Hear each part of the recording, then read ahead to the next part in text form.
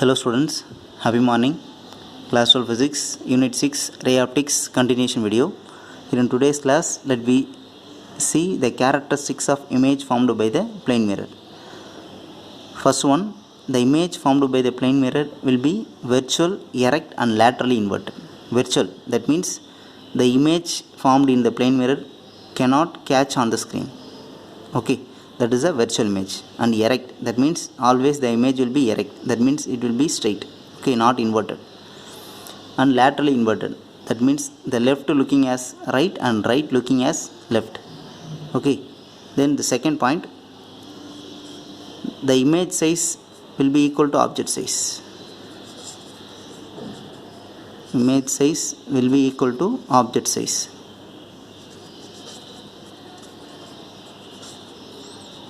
Okay, then third point, that is the image distance is equal to object distance. The image distance behind the plane mirror is equal to object distance in front of the plane mirror. Okay, then the fourth point, that is an important one. If suppose the object is placed in between the two plane mirrors at an angle theta. Okay, object placed between two plane mirrors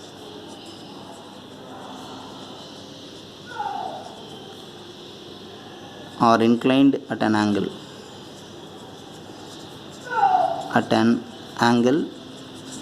theta. Okay, then the number of images formed, that is equal to n is equal to 360 by theta minus 1. Okay, if suppose I consider two mirrors,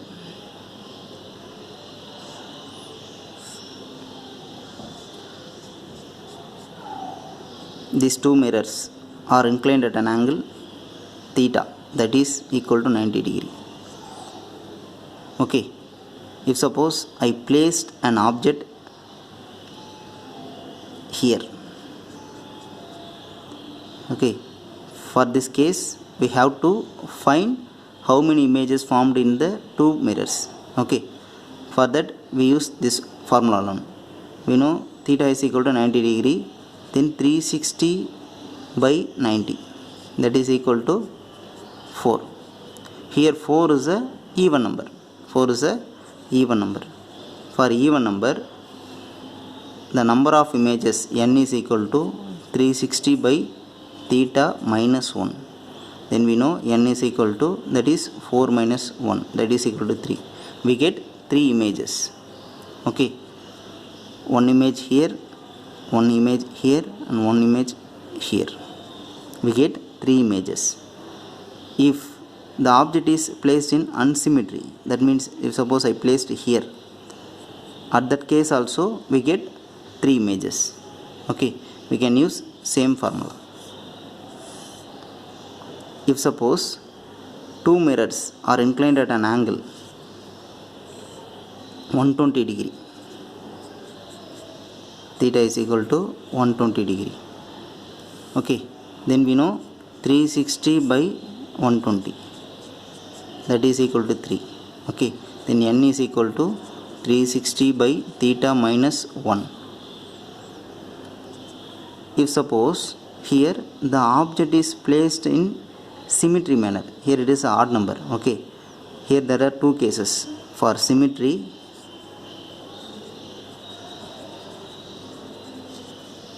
then unsymmetry. Here first of all the object is placed in symmetry. This is the symmetry point. Suppose I placed here, we can use the formula n is equal to 360 by theta minus 1, that means 3 minus 1. Okay, 3 minus 1 we get 2. We get 2 images here and here. Okay, if suppose unsymmetry, that means the object is placed here. Okay, at that case we get 3 images, because the formula is n is equal to 360 by theta. That is equal to how much? 120, we get 3. Okay, see characteristics of image formed by the plane mirror. First point, the image formed by the plane mirror is virtual, erect and laterally inverted. Then the second point, the image distance is equal to, the image size is equal to object size. Okay, if the object is 5 feet, the image also 5 feet. Then the image distance is equal to object distance. Then the fourth one, if suppose the object is placed in between the two plane mirrors or inclined at an angle theta. Okay, for that the number of images formed, we can use the formula n is equal to 360 by theta minus 1. Okay, if suppose 360 by theta is even, we use the formula n is equal to 360 by theta minus 1 for both symmetry and non-symmetry condition. If suppose 360 by theta is equal to odd number. Okay, for that case, for symmetry there will be n is equal to 360 by theta minus 1. For unsymmetry, n is equal to 360 by theta alone. Okay, it depends on, for odd number it will change, the number of images change in accordance with the symmetry condition and unsymmetry condition. Okay, our next topic, that is spherical mirror. In our previous classes we learned the reflection in plane mirrors. Okay, here let me see the reflection in spherical mirrors. Spherical surface, it is a part of hollow sphere. Okay, spherical surface.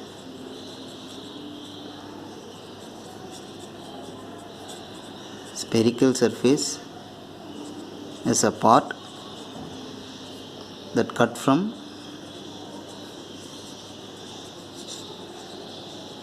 a hollow sphere.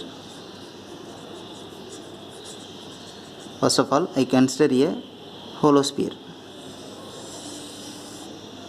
Okay, if suppose I cut here, I get two spherical surfaces. This one will be a one spherical surface, this one will be a another spherical surface. Okay, if suppose I silvered this part of this spherical surface, then this is a polished surface. Okay, that is a reflecting surface. Then the polished surface is convex. Then this mirror is convex mirror.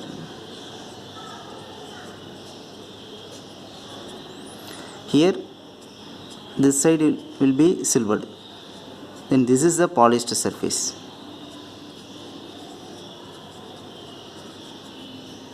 Then we can say this is known as concave. So this mirror is concave mirror. Okay, here first of all I consider a hollow sphere that is made of glass. Then next I cut the sphere. Then I get two spherical surface, this part and this part. Here this spherical surface is silver coated inside. Here there is a polished surface, that is a reflecting surface, is convex, so it is a convex mirror. Here the polished surface will be a concave, so it is a concave mirror. Okay, here let me see some important terminologies to trace the image formed by the spherical mirrors. Okay, here I consider a glass in the shape of sphere. Okay, here it is cut in this part, then it is silvered this side.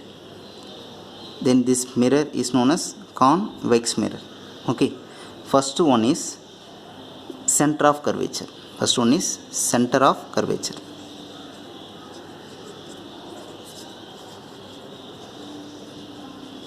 This is represented by the letter C.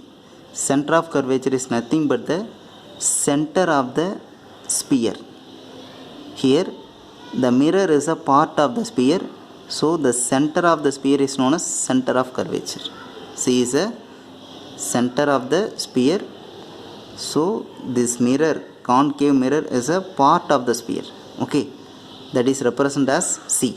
Then radius of the curvature. radius of curvature, that is represented as r. Radius of curvature is a radius of the sphere, radius of the sphere, because the mirror is a part of the sphere. Okay, then next one, that is pole. It is represented as p. Pole is a, that is a midpoint of the spherical surface. Okay, midpoint of the spherical surface.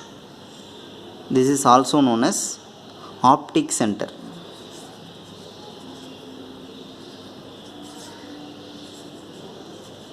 Or geometrical center.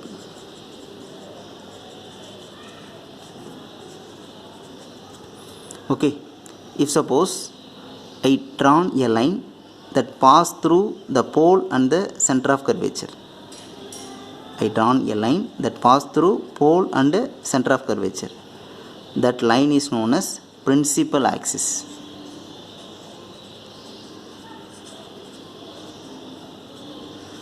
A line that join the pole and the center of curvature is known as principal axis. That is also known as optical axis. Principal axis or optical axis. Okay, the next, focus. That is represented as f. See, if suppose I consider a concave mirror. Okay, this is a concave mirror. It is a pole. It is a center of curvature C. Okay, here there will be a parallel rays that coming towards the mirror. Okay, after reflection it pass through a point or converge at a point. That point is known as focus. For convex mirror, this is a pole, ray that is parallel to the principal axis. After reflection it will deviate. Okay, it will diverge. It appear to be diverge at a point. Okay, it is appear to be diverge at a point. That is known as focus for convex mirror.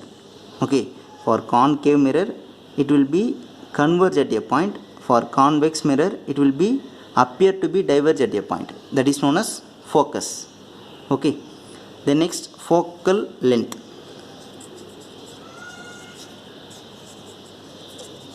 Focal length, it is indicated by the symbol small f.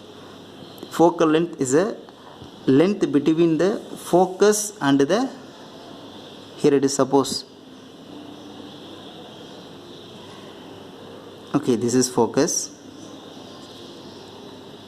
the length between the pole and the focus, that is known as focal length.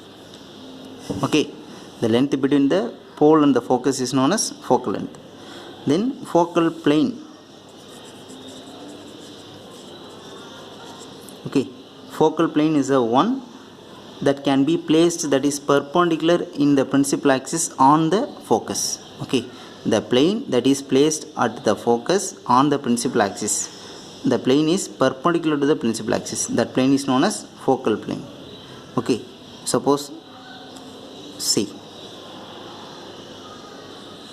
here it is a which mirror? It is a concave mirror. This point is known as focus. At that point I am placing a plane, then that plane is known as focal plane. Okay, see, first of all, spherical mirror is a part that cut from the hollow sphere.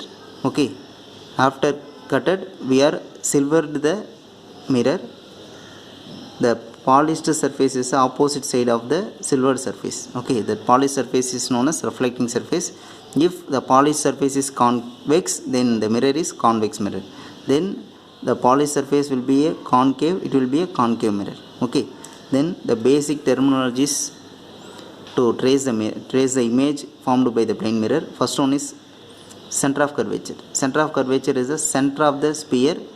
Okay, here the spherical mirror is a part of the sphere. Okay, then radius of curvature is the radius of that sphere, and the pole or optic center or geometrical center, that is the midpoint of the spherical mirror. Okay, then principal axis, that is the line that joining the pole and the center of curvature, this is known as principal axis. Then focus is a point where for the concave mirror the reflected rays are converged at a point. Okay, then for convex mirror the reflected rays are appear to be diverge from the point, that is known as focus, that is indicated by F, and the length between the focus and the pole is known as focal length. Okay, then focal plane is a plane that is placed on a principal axis at the point F. Okay, let me see two more things, paraxial rays and marginal rays. First one is paraxial rays. Paraxial rays are the rays which travel very close to the principal axis. Okay, that make small angle with the principal axis, that is known as paraxial ray. Okay, ray that which travel very close to the principal axis.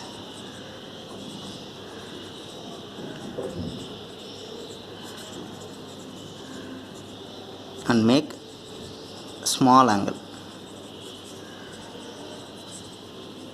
with the principal axis. Okay, that is paraxial ray. And marginal ray, the rays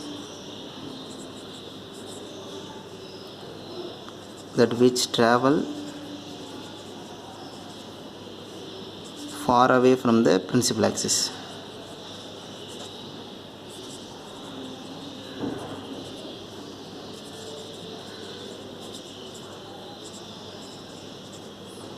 And make large angle with it.